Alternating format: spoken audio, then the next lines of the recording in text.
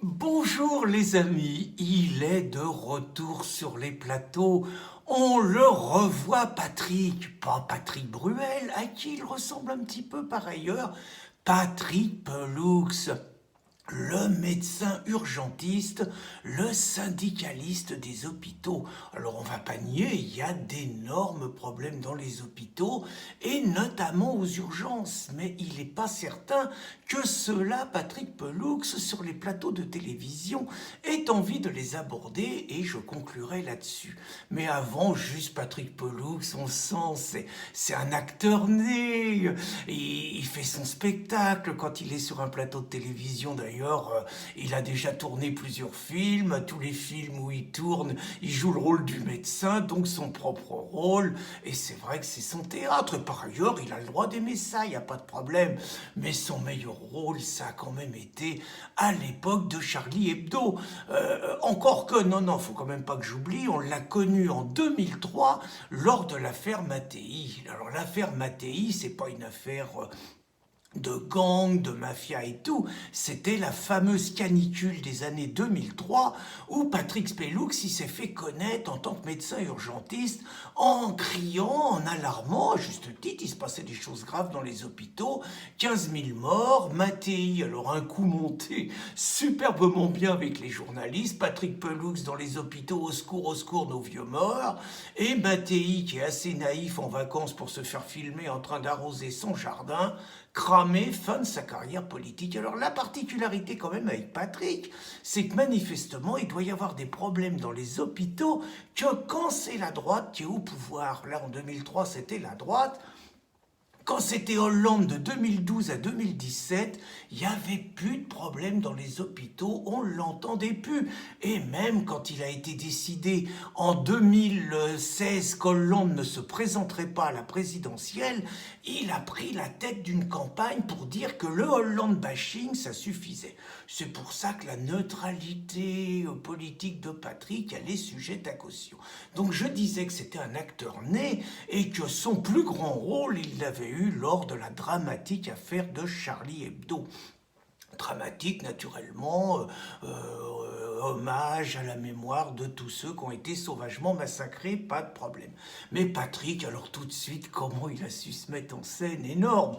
Un bandeau blanc autour des cheveux, téléphoner à Hollande, allô François, faut que tu viennes vite, alors un tutoiement du président, hein, faut que tu viennes vite, ils les ont tous tués, c'est terrible, et Hollande qui arrive, il le prend dans les bras, le bandeau blanc, on voit que lui, grandiose la mise en scène, Patrick, sans nier le traumatisme, hein, mais quand même, capacité de rebondir, de se mettre en avant dans ces trucs-là. Et puis alors, le jour des obsèques, là, c'était grandiose. C'était grandiose, il s'était bien tenu, hein, exactement comme Mélenchon. Il n'avait pas dit un mot sur la religion et l'origine des assassins de ses amis de Charlie, pour pas stigmatiser, pour pas faire le jeu de l'extrême droite. Et puis alors après, c'était énorme, sur les plateaux de télévision, à chaque fois il pleurait. Là, il suffisait d'appuyer sur le bouton, il pleurait, et puis il nous apprenait des nouvelles informations. Par exemple, il nous avait appris que Sharp, c'était sa femme. Oh, nous, on savait pas ça, ou qu'il était la femme de Sharp, je sais plus qui faisait quoi. Mais enfin, bon, nous, on savait pas ça, surtout que Sharp, ça avait l'air compliqué. On nous racontait que c'était Jeannette Bougrabe, mais en même temps, le jour des obsèques, Luz, avec une subtilité bien digne de Charlie Hebdo, avait dit « Ah, Sharp, mon ami, qu'est-ce qu'on s'était enculé tous les deux. Ça, c'était l'esprit Charlie, c'était du haut de gamme.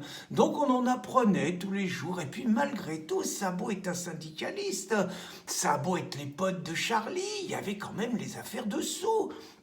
Donc Patrick, il avait dit, bah les gens, ils avaient acheté 7 millions d'exemplaires de Charlie, ils avaient donné des sous, il y avait 30 millions d'euros, bah il y avait un magot à prendre, on ne savait pas encore à qui ça allait aller, mais il voulait sa part, Patrick, hein, parce que bah on a beau être syndicaliste, on a beau défendre la cause, il y a aussi ses petits intérêts.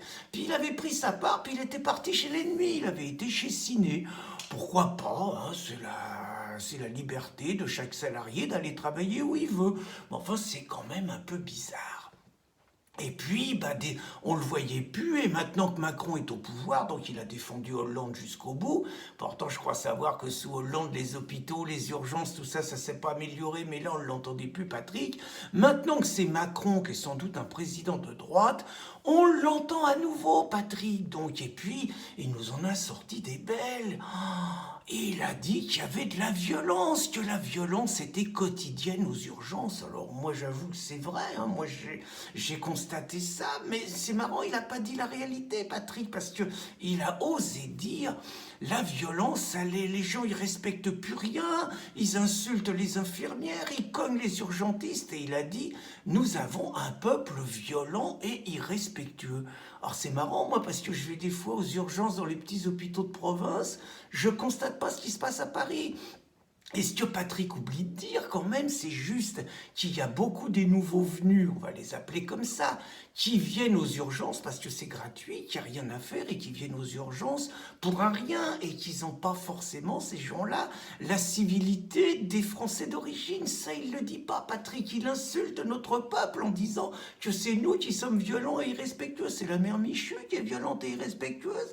C'est monsieur Dupont. Ça serait bien quand même qu'il peaufine un petit peu son témoignage. Alors il en a fait une belle aussi, Patrick.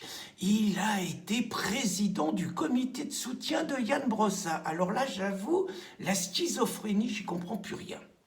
Je résume. Les copains de Charlie Hebdo tués par des gens dont on connaît les origines.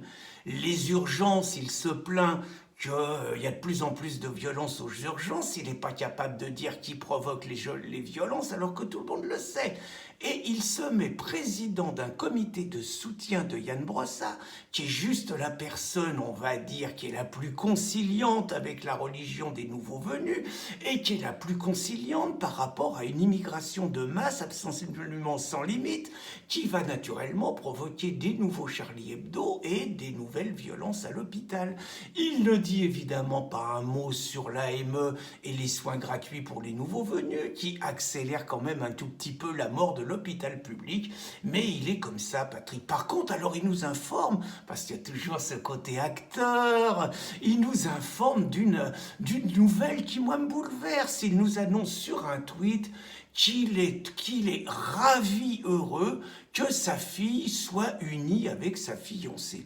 D'abord, on s'en fout, mais je ne sais pas trop s'il nous aurait dit la même chose si sa fille s'était fiancée avec un homme. Pourquoi cette priorité pour la marginalité? Bon, il est comme ça, Patrick. Finalement, il incarne à merveille ce proverbe de Bossuet, Dieu se rit des hommes qui déplorent les effets dont ils chérissent les causes. Mais on va sans doute revoir souvent Patrick sur tous les plateaux de télévision et il va nous faire sa partition. On l'attend avec impatience, il est tellement bon dans son rôle.